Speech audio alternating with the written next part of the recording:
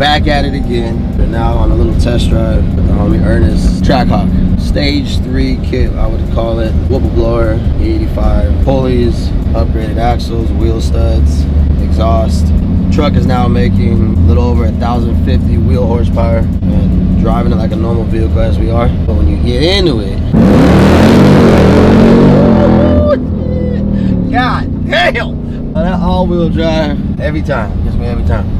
I mean, this was nothing compared to my 96 Impala, 550 horsepower, but this will definitely do. All right, so when we get back to the shop, the crew's got a lot of projects going on. 69 Camaro, this Trackhawk, 95 Impala, and then a brief update. We'll give you this intro into this Monte Carlo job that we just took on. Kind of setback because of the job we were supposed to do. Kind of had to turn around, being that the frame on this car was so badly done. But you'll see some of the nightmares that we have to go through to get some of these jobs done.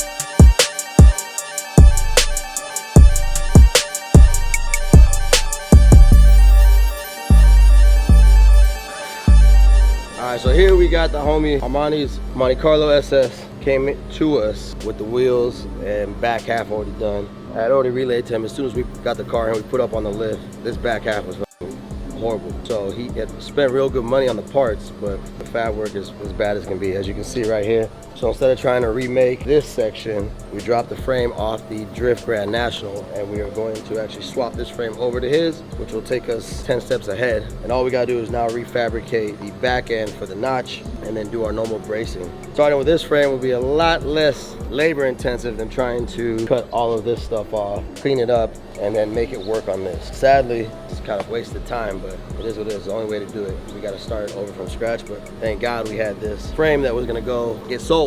So timing is everything, like I say. This frame is straight, no bends in it, literally completely stock, so it'll actually work for what we need to do for his vehicle much better. But as you see, he's running 24s up front, 26s in the rear. QA1 control arms, upper and lower, sway bar, adjustable coilovers, and in the back, got a full Curry rear end, QA1 control arms, Viking coilovers. Just so you know, this one's got an LSA too. So now most of you might be asking, why did we take the frame off the other one to put it on this? Hold on. Now, typically with these G bodies, running a 22, 24, or 26 with anything more than a 9.5 inch wide wheel, which this one we are running 12s, you have to narrow the frame. Typically, you notch the factory frame rails, shorten them down a couple inches, re-weld them, and then plate them. As you can see, when we did the other G body, that's what we did, and we added gussets. Now, the sad part about this one is they kept the factory frame rails, box steel tubing, made kind of like a gusset to come off.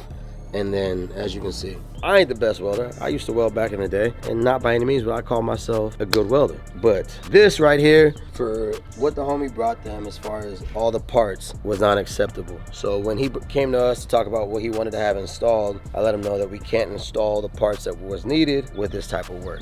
They did a back half where they narrowed the frame with the factory frame rails, cut them off, welded it to this bulkhead. The bulkhead wasn't even all the way through to the opposite side. A lot of the welds weren't even all the way through, and then a lot of the welds had kind of just scrap pieces to kind of fill the gaps. Anybody that knows welding, there was no penetration on half of these welds. So what I told him was that if he's putting any type of power to this rear end, this was not safe. So going back and forth and, you know, trying to figure out as far as what was labor and cost efficient to take this frame, cut this off and redo it, it was just better off to pull the frame off of that. Now you're asking, why are we pulling the frame off of that? Because we're going to be doing a full chassis on that car. End game with that one is to kind of have it sit like a unibody. So a full box frame, I would like that Grand National to be sitting kind of like a unibody. Any other drift cars, 240SX, G35, G37, all of those things. But you know, at ride height, you're probably about 5 to 6 inches off the ground. So we'll get to that later. But anyway, Armani, you in good hands. We got you. Let's keep it moving. What's up, y'all? We got the homie Andrew from Proline Wraps, 69 Camaro here. Nando has been going in on this. We are doing a full, color change, full paint job. full restoration. We had worked on the firewall of this car and the cage.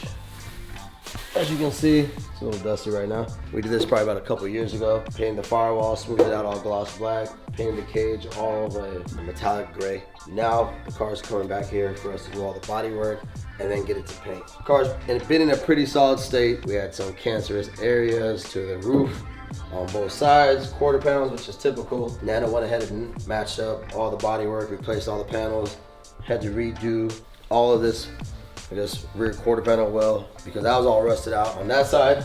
We'll keep it moving. We finished this quarter panel and he's moving to the fender. After we get the fender done, put the whole body together, primer it, and start blocking it. I know Andrew got a bunch of other extras he's about to install with.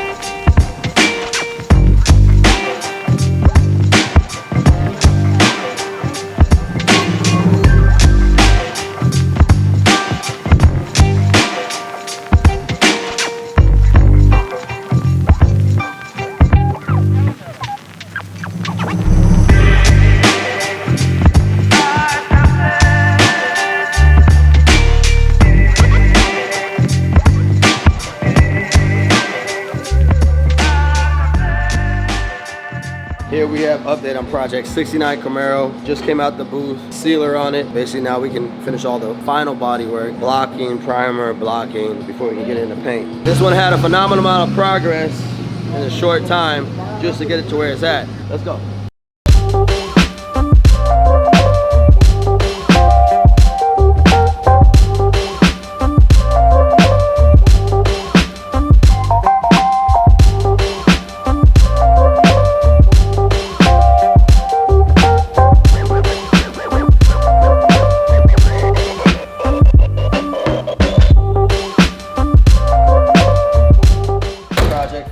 Belair. This car's been with us for probably about 4 months. When the client purchased it, he didn't want to take it home until it had our touch. Car already came to us fully restored. It's got a 350 swap. I'm not sure what transmission's in it. Full paint, full body, full interior. All we had to do is, as you see, put a full custom air ride setup on this, which we did. We're running universal airs, front bags, and rear bags. So the rear, we did a custom triangulated 4-link on this, got rid of the rear leaf springs. Still was able to keep the factory fuel cell or fuel tank and incorporate all the air management on the rear deck right beneath the convertible top. So we got a single 5-gallon tank, dual Vire compressors, and then because the client was stating as he purchased it and we went for a nice test drive, it didn't stop. We did CPP, disc brake conversion up front, redid all the hard lines from the master all the way back, made custom hard lines all the way over to the rear axles going into the wheel cylinders. Nothing crazy, but nice street ride. And this will be ready for summer. All that's left is the convertible top. The hydraulic rams went out, so we put those in, gotta bleed that, and this will be out this weekend. Beautiful car, I ain't gonna lie. These Belairs now almost have me over Impalas, I'm not gonna lie. What's better than this? Rag top and a nice sunny day, you know? We are on to Project 95 Impala SS. Everybody's been asking me, is this mine? No, it's not. This is the homie Tomas's 95 Impala SS. Yes, it is sporting a 6-liter with the Holley intake system, Holley fuel rails, Holley throttle body. We still need to build the custom intake. It's got a 480 transmission.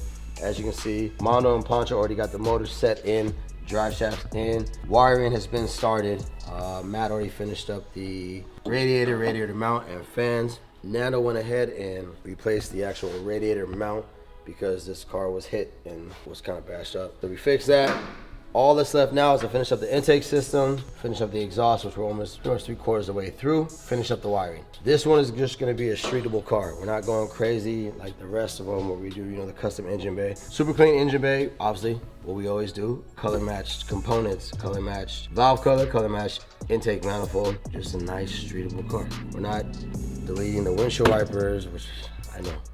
I want to, but we're not. We're not deleting the factory coolant reservoir. We're not deleting the AC. We're still gonna run the factory system, and we're gonna incorporate all that with the setup we have at hand. Hopefully this is middle of June. By July, this should be running, and we should be putting test miles on this one. All that's left to finish on this car to get it to where it's running is to finish the PSI wiring harness, decoder digital gauges, the exhaust, which like I said is 3/4 of the way through, and the intake. And we should be able to start this car and start putting test miles on it. So for all of our test miles on all of our projects, we try to hit at least 150 to 200 miles. Supposedly the 100 mile mark is kind of the make or break as far as what's gonna fail, what's not gonna fail. Once we get to the 150 mark, we know we're solid. So this car, and obviously we didn't replace the rear end, we didn't do the brakes or anything like that. Like I said, this is kind of like not by any means an entry level, but this is what you call stage 2 install. Did the beauty components on the motor, but once again, we're not deleting anything in the engine bay, keeping it all factory. So we should be able to put the test miles on this one and make it pretty smooth. All we really need is to make sure the car shifts well,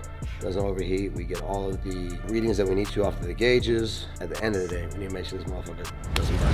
Thank you all for tuning in. The team's been grinding. As you can see, we hit 57 Belair, 69 Camaro, 95 Impala, oh, and a Trackhawk. Brief work on a Monte Carlo. What work is not to be done on a Monte Carlo. Team's grinding. Stay tuned. I'm out.